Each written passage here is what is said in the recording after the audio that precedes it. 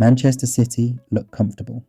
To the casual observer, they are still the machine, the blue wall, the standard bearers of English football.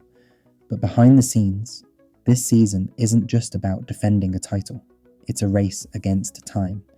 For a decade, the narrative has been about dominance. How many can they win? How far can they go?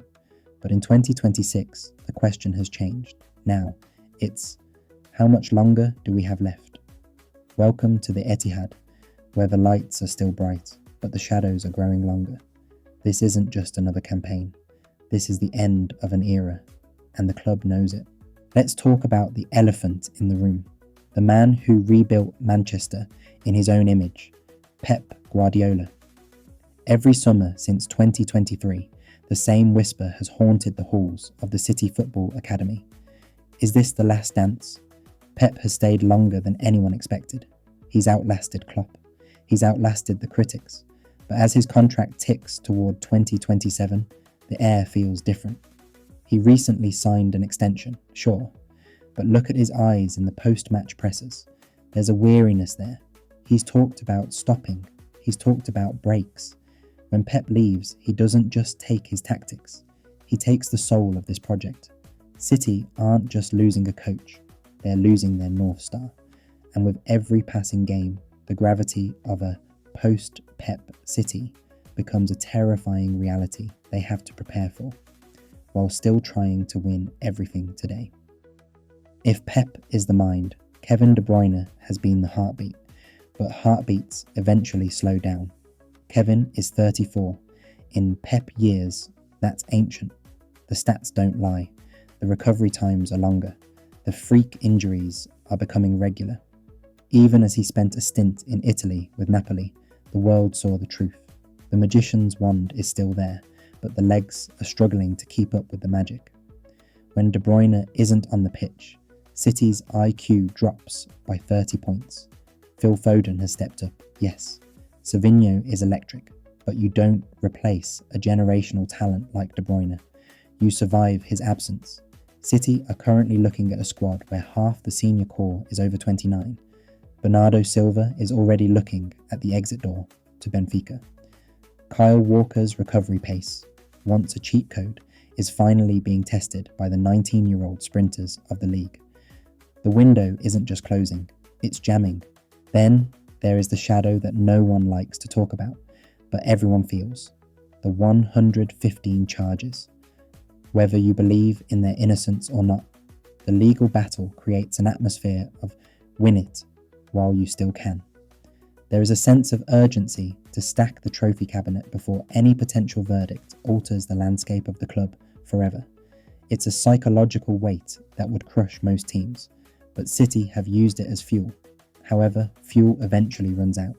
You can only play the us against the world card for so many seasons before the world starts winning. The administrative clock is ticking just as loudly as the sporting one. While City battles the biological and legal clock, the rest of the league has stopped being afraid. For years, playing City was a death sentence. Now, it's a tactical puzzle that teams like Arsenal and Aston Villa have started to solve. The gap isn't a chasm anymore, it's a hairline fracture. Arsenal aren't the next big thing anymore. They are the big thing. They are younger, hungrier, and they don't have the completion fatigue that plagues a team that has already won it all. Mikel Arteta has spent years studying the master, and he's finally built a machine that doesn't just mirror City, but in some ways outworks them. For City, good is no longer enough. To stay ahead of this new wave, they need to be perfect, but perfection is exhausting, and after 4 consecutive titles, the mental energy required to go again is reaching a breaking point. And what about Erling Haaland? He is the ultimate insurance policy, a human cheat code designed to extend this era by sheer force of will. But even Haaland needs a supply line. If the aging midfield behind him loses its step, even the world's greatest striker becomes a frustrated spectator. We've seen games this season where he's isolated, a titan stranded on an island.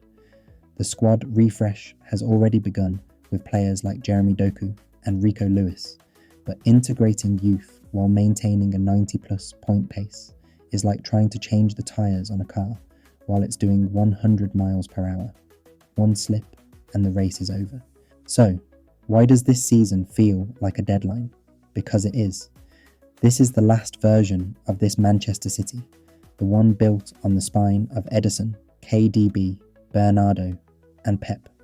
By 2027, the team photo will look entirely different. New faces, new manager, new identity. But new is a gamble.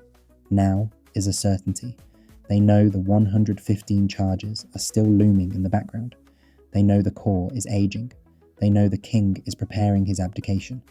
That's why every goal feels more desperate. Every trophy more vital. This isn't about building a dynasty anymore. It's about protecting the one that's left before the clock hits 0. Manchester City look comfortable, but they're running out of time. And deep down, they know it. This isn't just another season. It's a closing window.